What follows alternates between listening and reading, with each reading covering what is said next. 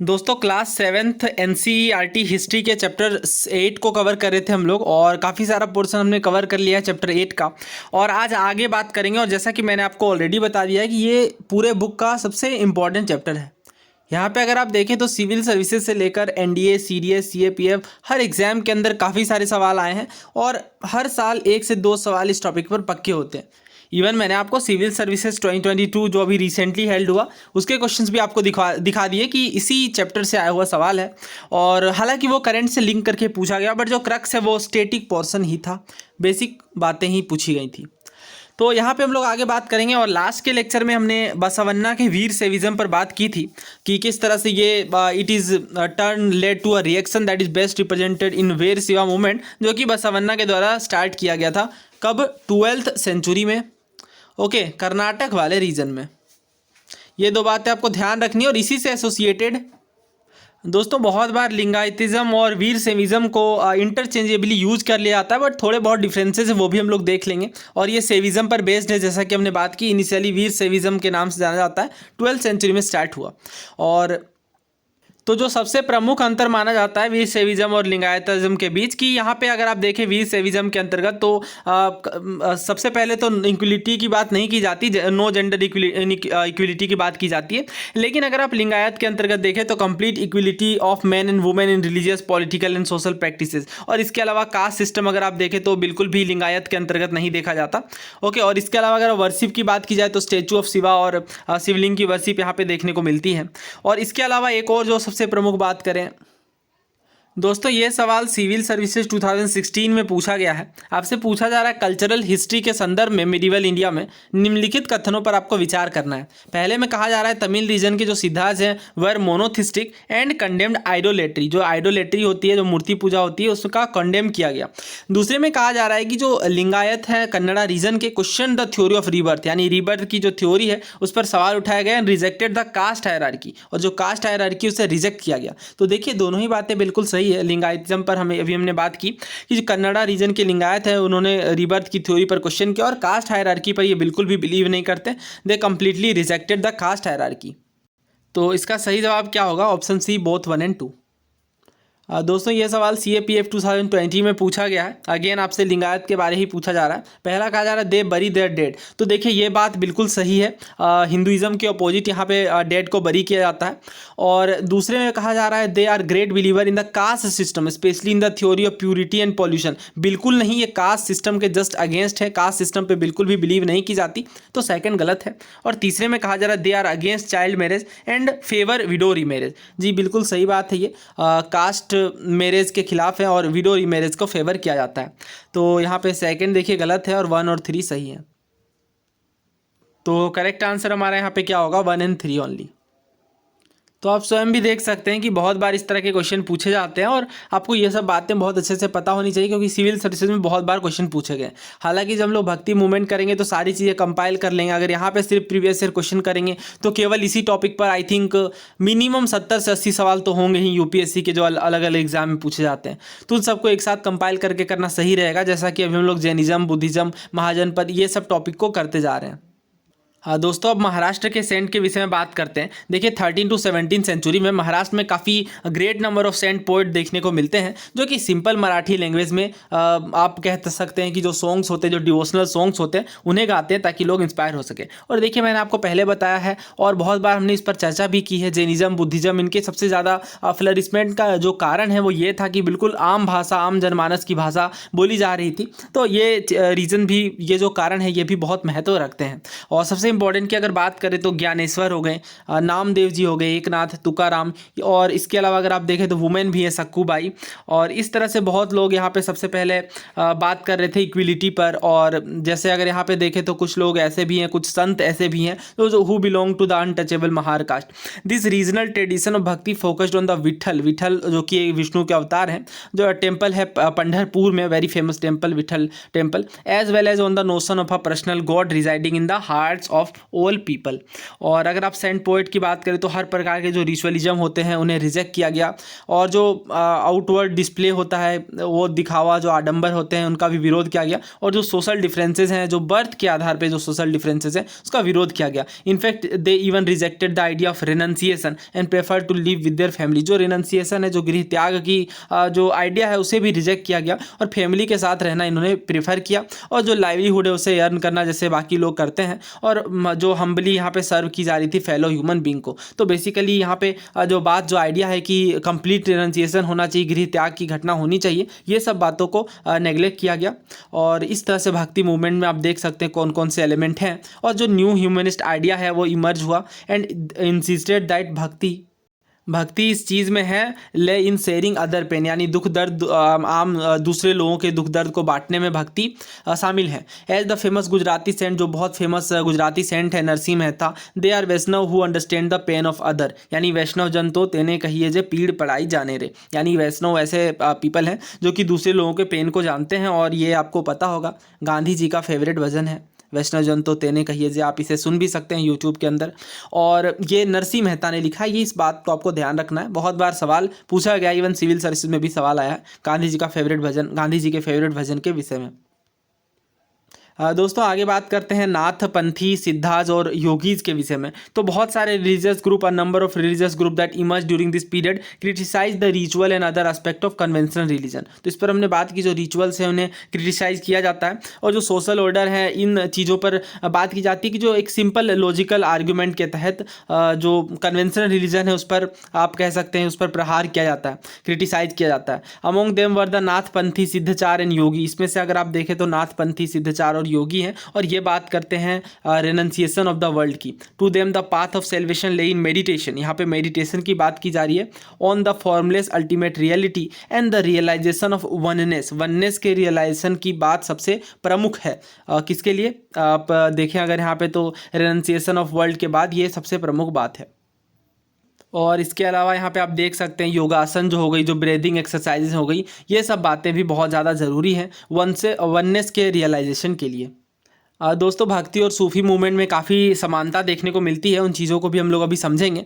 The Sant had much in common with the Sufis, so much so that it is believe that they adopted many ideas of each other. तो ये सवाल भी पूछा गया है CDS में, I think कि बहुत सारे एलिमेंट्स कॉमन है, उन चीज़ों को भी अभी हम लोग देखेंगे ऑब्वियसली। तो सूफी मुस्लिम मिस्टिक्स है, और दे रिजेक्टेड आउटवर्ड रिलीजियोसिटी, जो आउटवर्ड रिलीजियोसिटी है उस पर उसे रिजेक्ट किया जाता है, और इम्फेसिस की जाती है किसकी, लव और डिवोशन की गॉड के प्रति, and compassion towards all fellow human being, सभी ह्यूमन बींग के साथ कंपेशन रखने की बात की जाती है। इस्लाम प्रोपेगेटेड स्ट्रिक्ट मोनोथिज्म और सबमिशन टू वन गॉड की बात की जा रही है। It also rejected idol worship and considerably simplified rituals of worship into collective prayers, ठीक है। और same time Muslim scholars developed a holy law called Shariat. The Sufi often rejected the elaborate rituals and codes of behaviour demanded by Muslim religious scholar. तो Sufis में अगर आप देखें तो elaborate ritual जो होते हैं और जो कोड ऑफ बिहेवियर हैं, जो कि थियोलॉजियंस के द्वारा डिमांड की गई, उसे भी रिजेक्ट किया जाता है। और यहाँ पे जो बात की जाती है वो union with god much as a lover seeks his beloved. और इसी तरह से सूफीज़म के अंतर्गत भी आप देख सकते हैं पोयम कंपोज किए जाते थे, जो अपनी फीलिंग को व्यक्त करने के लिए और एक रीच लिटरेचर को प्रदर्शित करने के लिए दिखाया जाता था। Among the great Sufis of central Asia की अगर बात करें तो गज़ाली हो गए, रूमी हो गए, सादी, और रूमी के कोट्स आज भी काफ़ी ज़्यादा पॉपुलर हैं। Like the Nathpanthi, Siddhas and yogis, the Sufi to believe that the heart can be trained to look at the world in a different way. और इस तरह से बातें की जा रही हैं। दोस्तों सूफीज़म से संबंधित कुछ टर्मिनोलॉजीज़ हैं जो काफ़ी ज़्यादा इंपॉर्टेंट है, अक्सर एग्जाम के अंदर पूछे जाते हैं। जैसे जिक्र हो गया, जिक्र का मतलब एक ही नाम को चेंट करना, जिसे सेक्रेट फार्मूला के रूप में देखा जाता है। उसके बाद समा हो गया, समा का मतलब सिंगिंग है और मेनली डिवोशनल सिंगिंग। रक्स है जो कि डांस होता है, discussion of parables, breath control, ये सब चीज़ें देखने को मिलती हैं। इसके अलावा सिलसिला, अभी हम लोग सूफीज़म पर पढ़ेंगे तो देखेंगे कि सिलसिला है यहाँ पे, जो कि जीनियोलॉजी होती है सूफी टीचर्स की। और इसके बाद तरीका पर बात की जा रही है, जो कि डिफरेंट मेथड है, स्लाइटली डिफरेंट मेथड। और दोस्तों अगर आप देखें तो यहाँ पे सेंट्रल एशिया से काफ़ी सारे large number of Sufi settled होते हैं इंडिया में। और इस तरह से जो प्रोसेस है वो और स्टैंडर्ड होती है दिल्ली सल्तनत के इस्टेब्लिशमेंट के बाद, जब बहुत सारे मेजर सूफी सेंटर डेवलप होते हैं इंडियन सब कॉन्टिनेंट में। इसमें से अगर सबसे प्रमुख की बात की जाए तो चिश्ती सिलसिला देखने को मिलता है मोस्ट इन्फ्लुएंशियल ऑर्डर में, और लॉन्ग लाइन ऑफ टीचर देखने को मिलते हैं, जैसे ख्वाजा मोइनुद्दीन चिश्ती हो गए अजमेर के, कुतुबुद्दीन बख्तियार काकी हो गए दिल्ली के, ओके, जिसके नाम पे माना जाता है कि जो कुतुब मीनार है उसका नाम पड़ा। इसके बाद पंजाब से बाबा फरीद हैं, ख्वाजा निजामुद्दीन औलिया हैं दिल्ली से, और इस तरह से बहुत फेमस नाम सूफी सेंट्स देखने को, चिश्ती सेंट्स सूफी ऑर्डर के अंतर्गत ही देखने को मिलते हैं।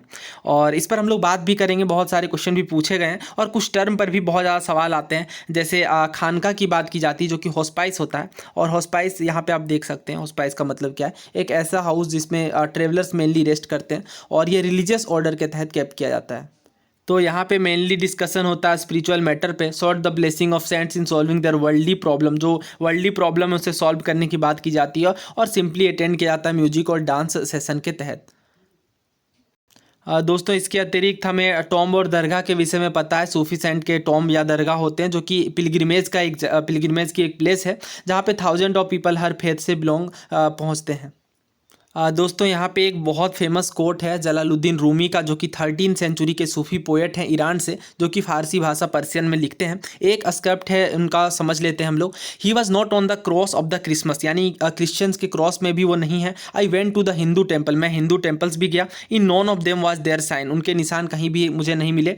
He was not on the heights in the lowlands, lowlands के हाइट पे भी नहीं मिले। I went to Kaaba of Mecca, मैं मक्का के काबा में भी गया। He was not there. I asked about him for Avicenna the philosopher, philosopher से भी वो पूछते हैं। He was beyond the range of Avicenna. I looked in to my heart, उसके बाद मैंने अपने हृदय में देखा। In that his place I saw him, मैंने उस जगह उसे पाया। He was in not no other place, यानी अपने हृदय की बात की जा रही है कि जिन्हें भी वो ढूंढना चाह रहे हैं, जिस लॉर्ड को वो ढूंढना चाह रहे हैं, वो उनके हृदय में ही है, उनके हार्ट में ही है। ना नॉर्थ इंडिया के कुछ रिलीजियस डेवलपमेंट देखते हैं। तो 13वीं सेंचुरी के बाद, जैसा कि हमने बात की, बहुत सारे भक्ति मूवमेंट की एक न्यू वेव इमर्ज हो गई थी, और ये एक ऐसा टाइम था जहाँ पे इस्लाम, ब्राह्मणिकल, हिंदुइज्म, सूफीज़म, बहुत सारे भक्ति के अलग अलग स्टैंड्स, नाथ पंथ, सिद्धार्थ योगीज एक दूसरे को इन्फ्लुएंस कर रहे थे। और चैप्टर 6 में भी हमने देखा इस विषय में कि किस तरह से लोग न्यू प्रोफेशन को ले रहे थे, और यहाँ पे न्यू रोल, जैसा कि हमने अलग अलग तरीक़ों से बात की, जैसे स्मिथ हो गए, और अलग अलग जो रोल हैं, अलग अलग जाति के आधार पे जो डिवीजन हो रहा था वो भी हमने देखा है।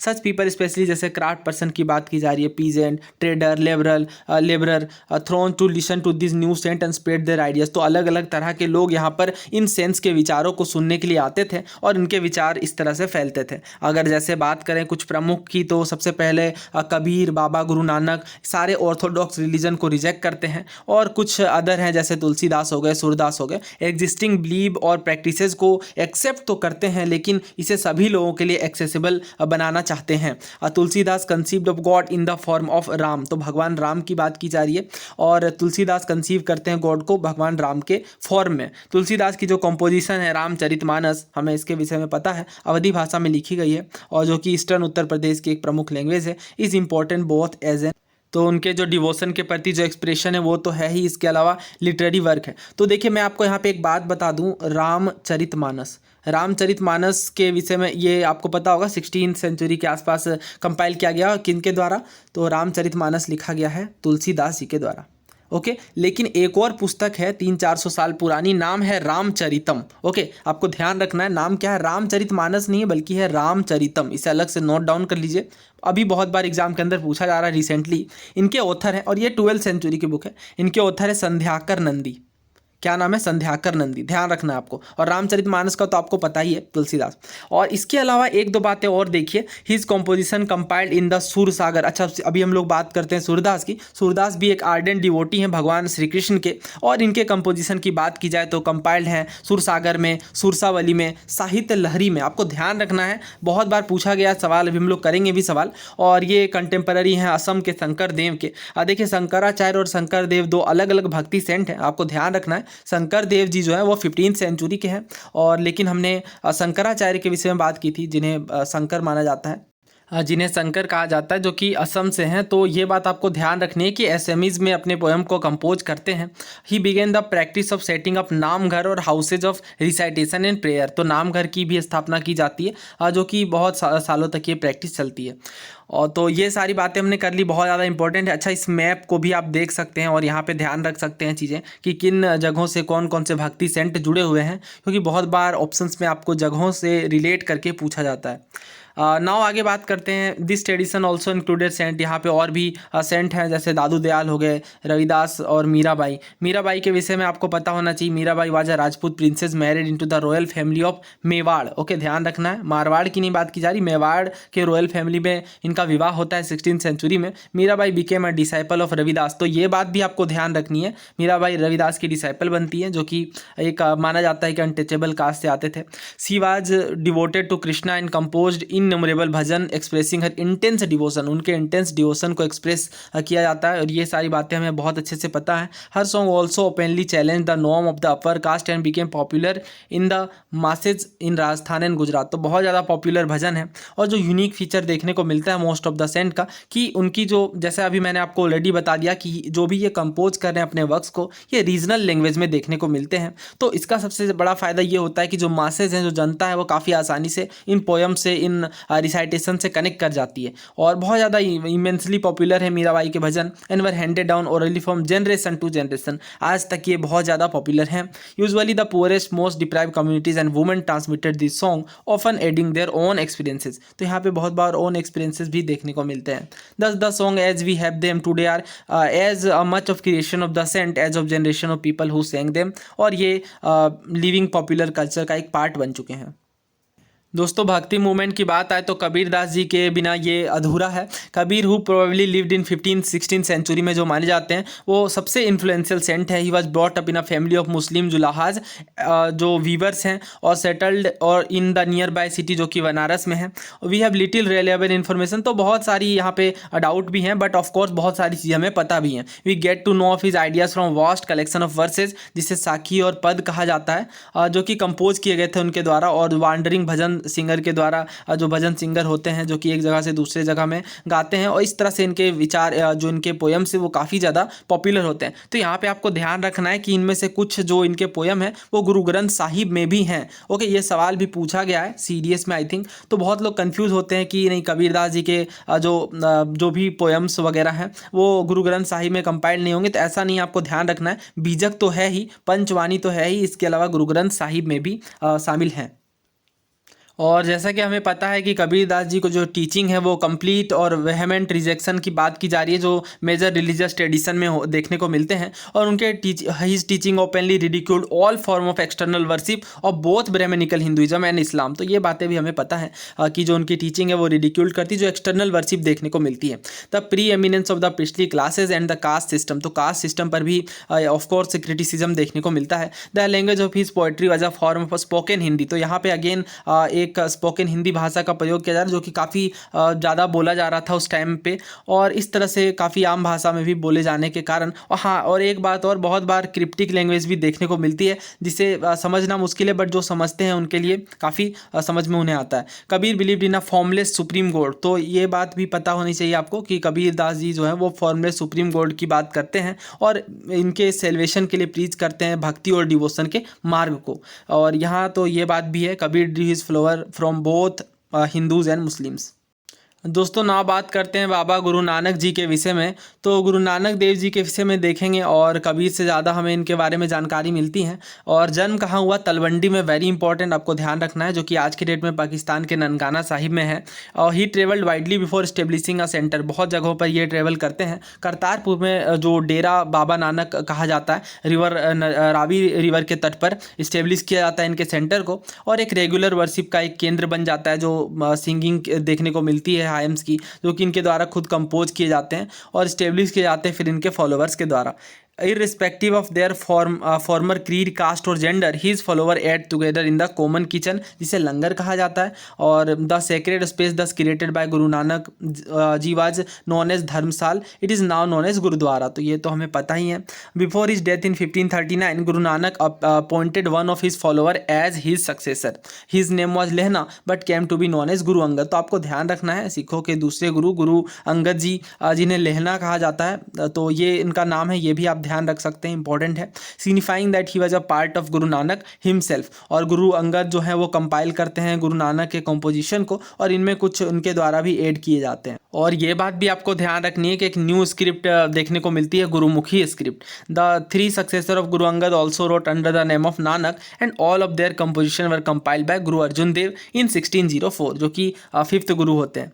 To this compilation were added the writing of other figure. तो यहाँ पे बाकी फिगर्स की भी राइटिंग देखने को मिलती है, जैसा हमने बात की शेख फरीद हो गए, संत कबीर हो गए, भगत नामदेव हो गए, और गुरु तेग बहादुर जी के भी. In 1706 this compilation was authenticated by his son and successor Guru Gobind Singh, और it is now known as Guru Granth Sahib, और हमें ये पता है ये होली स्क्रिप्चर है सिक्स का. नाउ देखिए, बात करते हैं the number of Guru Nanak follower increase through the 16th century under he successor. तो बहुत सारे फॉलोअर्स यहाँ पे बढ़ जाते हैं, और यहाँ पे आप देखें तो नंबर ऑफ कास्ट, जैसे ट्रेडर हो गए, एग्रीकल्चरिस्ट हो गए, आर्टिसन हो गए, क्राफ्टमैन हो गए, हर तरह के कास्ट में यहाँ पे लोग शामिल होते हैं. This may have something to do with Guru Nanak in the sense that his follower must be householder and should adopt a productive and useful occupation.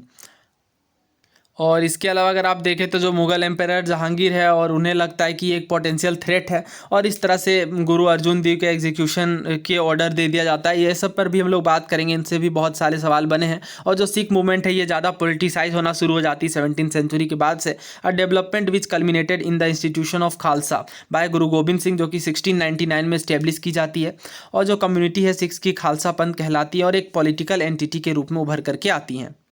और टीचिंग्स की अगर बात करें गुरु नानक देव जी की, तो यहाँ पे आप देख सकते हैं नाम जपना, कीर्त करना, वन चखना, और ये सब बातें की जाती हैं. जैसे आपकी वर्शिप की बात की जा रही है, ऑनेस्ट लिविंग और दूसरे लोगों की हेल्प करना, ये सब आइडियाज़ हैं. इक्वलिटी की आइडिया है, सोशल और पॉलिटिकल दोनों इम्प्लीकेशन देखने को मिलते हैं.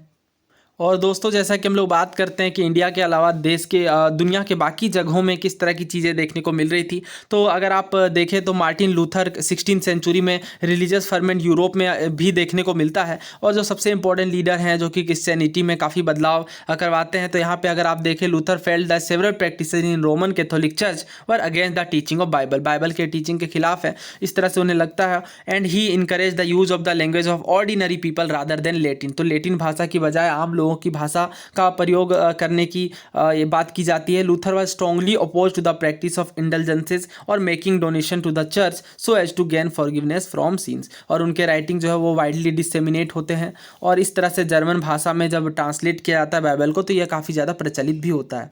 दोस्तों, यहाँ पे तो ये चैप्टर ख़त्म होता है, लेकिन जैसा कि मैंने कहा, भक्ति और सूफी मूवमेंट काफ़ी बड़ा टॉपिक है, काफ़ी सारे सवाल आए हैं, और इनके टेक्स्ट से भी बहुत बार सवाल पूछे जाते हैं. तो इन सभी चीज़ों को कंपाइल कर लेंगे हमारी PYQ सीरीज़ में. आप प्लेलिस्ट जरूर चेक कर लीजिए PYQ सीरीज़ को, सबसे ज़्यादा कॉस्ट बेनिफिट रेशियो निकल करके आएगा. जितना हम लोग आधे 1 घंटे में सीखते हैं, और उनसे ही सवाल आने हैं, क्योंकि काफ़ी सारे क्वेश्चन कंपाइल करके हम लोग कवर करते हैं, और कोई एडिशनल पॉइंट जो अभी तक नहीं पूछा गया है उसे भी कवर कर लेते हैं. तो उम्मीद है आपको ये प्रयास पसंद आ रहा होगा, और थैंक यू सो मच.